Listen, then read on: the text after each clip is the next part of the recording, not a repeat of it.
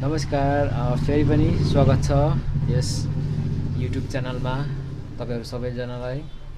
आज म तपाईहरुलाई Samsung Galaxy S7 को FRP बाइपास गरेर देखाउन गइरहेको छु, जुन एकदम सरल तरिका छ हैन। अब एकदम सजिलो तरिका छ। हामीलाई यसको लागि के आवश्यक पर्छ भन्ने कुरामा एउटा पीसी चाहिन्छ हैन, ल्यापटप, अनि हामीलाई इन्टरनेट आवश्यक पर्दछ हैन। सुरुमा हामी इन्टरनेट कनेक्सन गर्नुपर्ने हुन्छ मोबाइलमा।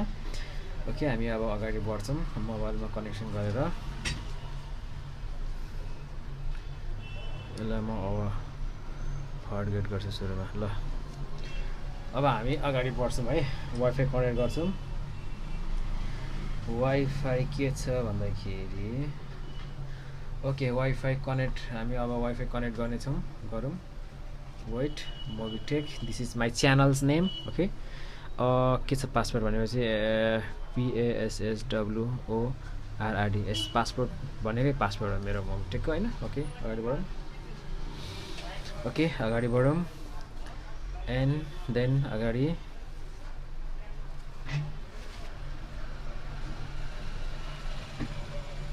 चेकिङ इन्फो भनिरहेछ, वेटिङ।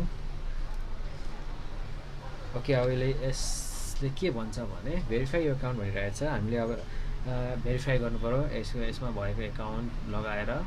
त्यो हामीलाई थाहा छैन, थाहा नभएपछि हामी के गर्छौँ, यसलाई बाइपास गर्छौँ। बाइपास गर्ने तरिका भनेको हामी यसलाई यतिकै छोडिदिनु हुन्छ। अब हामी ल्यापटप पीसीतिर जाऊँ हैन। पीसीतिर गएर हामीलाई एउटा एप्लिकेसनको आवश्यक पर्ने हुन्छ। त्यो चाहिँ हामीलाई तपाईहरुलाई जुन तलको डिस्क्रिप्सन दिनेछु हैन। पहिला सुरुमा हामीलाई यसको एन्टिभाइरस चाहिँ डिसेबल गर्नै पर्ने हुन्छ।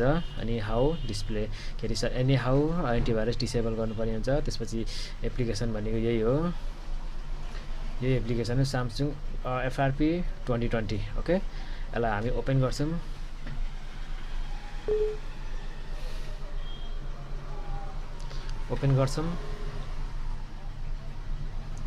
ओके, अब ओपन भइसक्यो। यसमा हाम्रो अब एउटा ब्राउजर पनि डाइरेक्ट लिंक ओपन हुन्छ। यो चाहिँ हाम्रो इजी फर्मवेयरको इजी फर्मवेयरको टुल्स भएर होला हैन, यसको ब्राउजर ओपन भएको। यसलाई हामी मिनिमाइज गरिदिन्छौँ। अब हामी के गर्छौं भन्दाखेरि सुरुमा हामी मोबाइल कनेक्ट गर्नुपर्ने हुन्छ। मोबाइल कनेक्ट गरौँ।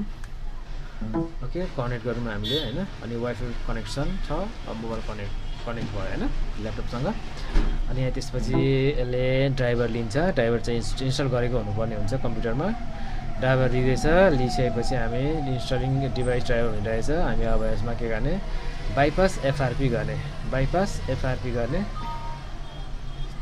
त्यसले भनिरहेछ before start you must connect your device to wifi. वाइफाईसँग चाहिँ कनेक्ट गर्नुपर्ने हुन्छ भनिरहेछ हैन। डिभाइस हामीले डिभाइस कनेक्ट के अरे वाइफाई कनेक्ट गरिसकेका छौँ। ओके, अब हामी ओके गर्छौँ।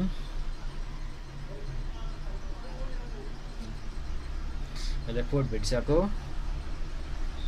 रिडिङ इन्फो भन्दैछ, रिडिङ इन्फो पनि भइसक्यो। अब इन्स्टलिङ ड्राइभर भनिरहेछ। ओके, अब लन्चिङ ब्राउजर इभेन्ट भनिरहेछ। अब यसले एउटा मेसेज पठाउँछ यो हैन, इजी फर्मवेयरले।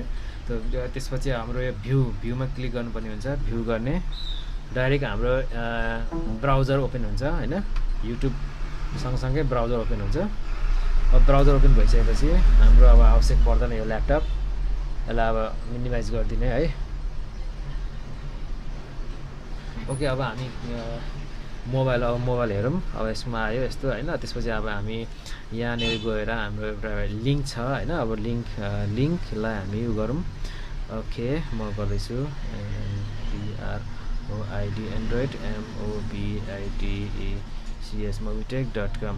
ओके, यति भयो। अब हामी नेक्स्ट गरौँ। Android mobitech.com, this is my website. Okay, त्यसपछि हामी यहाँ जाने हैन। यति तीनटा लाइन छ, यसमा लाइनमा क्लिक गर्ने। त्यसपछि हामी तल यसलाई माथि सार्ने। त्यसपछि तल गएर हामी FRP बाइपासमा क्लिक गर्ने। FRP बाइपासमा क्लिक गरिसकेपछि हाम्रो यो भनेको एन्ड्रोइड भर्जन पक्कै पनि 7, 8, 9 हुनुपर्ने हो हैन, मेबी। अब एकपल्ट ट्राई गरौँ। सेटिङ एप्लिकेसनमा गएर हामी त्यसबाट हेर्न सकिन्छ।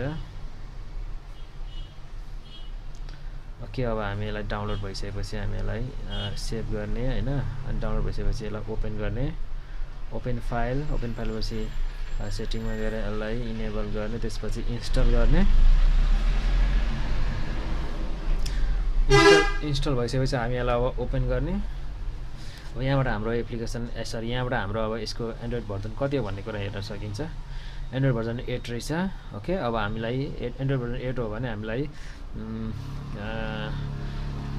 त्यसमा पनि एउटा कुरा छ हैन एन्ड्रोइड भर्जन 8 हो भने एन्ड्रोइड भर्जन 8 को हामीले गुगल एकाउन्ट म्यानेजर इन्स्टल गर्नुपर्ने हुन्छ एन्ड्रोइड मोबिटेकमा फेरि जाम त्यसपछि फेरि अर्कै स्टेप फलो गरौँ त्यसपछि हामीलाई अब यहाँ चाहिँ अब हामीलाई Google account manager Android version 8 को चाहियो ओके 8 को चाहियो भनेपछि हामी यो 8 को गुगल एकाउन्ट म्यानेजर इन्स्टल गरेर डाउनलोड गरेर इन्स्टल गर्नुपर्ने हुन्छ ओके अब डाउनलोड भइसक्यो भने एकछिन टाइम लाग्न सक्छ नेटको कतिको स्पिड छ हैन त्यही अनुसार छिटो ढिलो डाउनलोड हुन्छ वेट गरौँ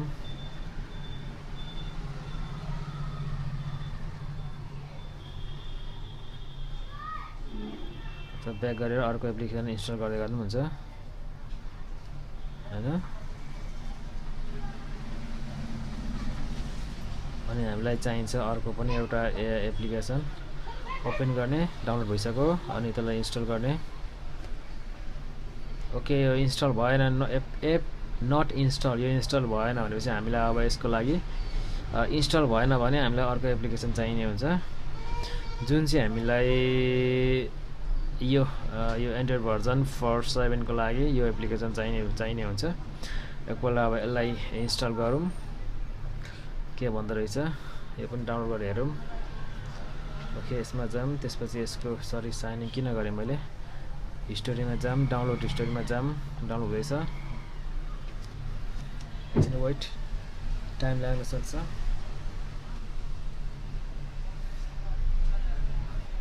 सम टाइम वेट गर्नुहोस् डाउनलोड भइन्जेलसम्म वेट गरौँ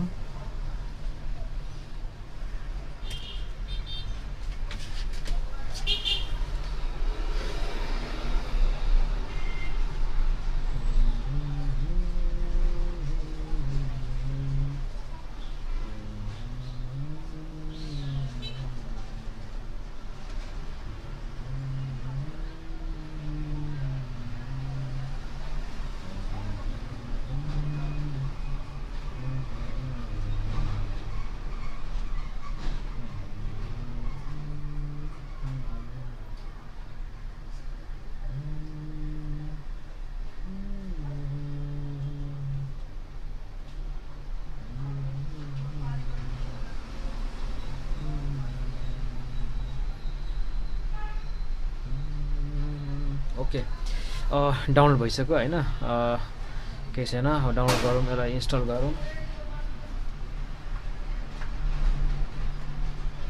ओके अब यो इन्स्टल भइसक्छ हैन अनि इन्स्टल भइसकेपछि हामी सेटिङ एप्लिकेसन आइगयो ओके इन्स्टल भइसक्यो यसलाई हामी अब के गर्ने डन गर्ने अब सेटिङ एप्लिकेसन हामीले अघि नै इन्स्टल गरिसकेका छौँ हैन अब यसलाई नै इन्स्टल गर्ने फेरि पनि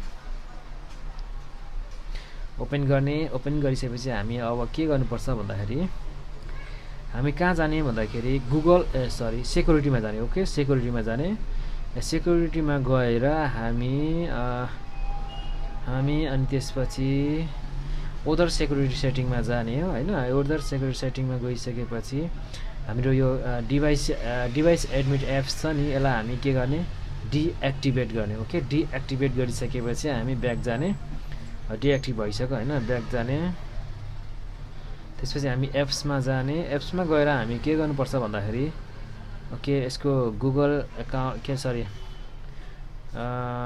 weight Google play service okay Google play सर्भिसलाई हामी यसलाई के गर्ने डिसेबल गरिदिने केही समयको लागि डिसेबल गरिदिने डिसेबल भयो कि भएन हेर्ने यहाँबाट ओके डिसेबल भएको छ ब्याक जाने अब हामी के गर्ने भन्दाखेरि ब्याक गरिसकेपछि दुईटा काम गरिसकेपछि हामी एकाउन्टमा जाने हैन एकाउन्ट हाम्रो कुनै पनि एउटा जीमेल एकाउन्ट लगइन गर्न सक्छौं है कुनै पनि एउटा जीमेल एकाउन्ट लगइन गरौँ म आफ्नो गर्दैछु तपाईहरु आफ्नो गर्नु होला ओके ठिक छ सरी ओके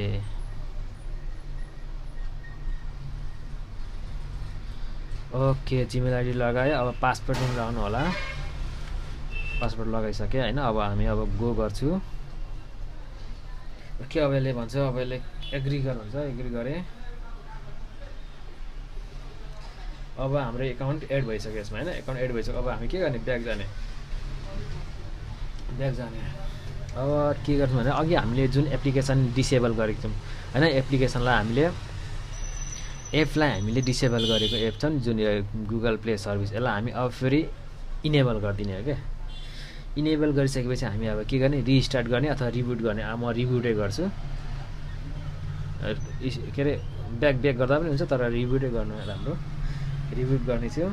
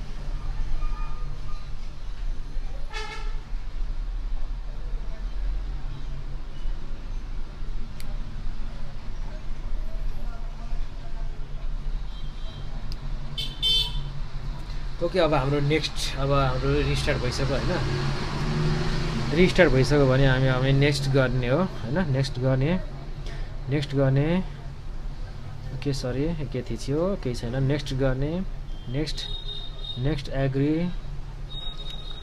अब सेटअप गर्ने भइहाल्छ तपाईको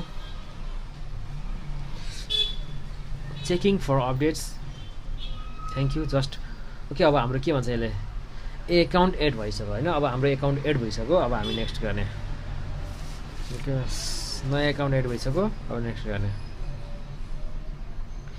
ओके नो ब्याकअप फाउन्ड भनेको छ केही छैन अगाडि बढ्ने ओके नो थ्याङ्क्स गर्ने स्किप गर्ने ओके स्किप गर्ने अनि एक्सेप्ट गर्ने जस्ट अ सेकेन्ड भनिरहेछ केही छैन सेकेन्ड टाइम लाग्छ एकछिन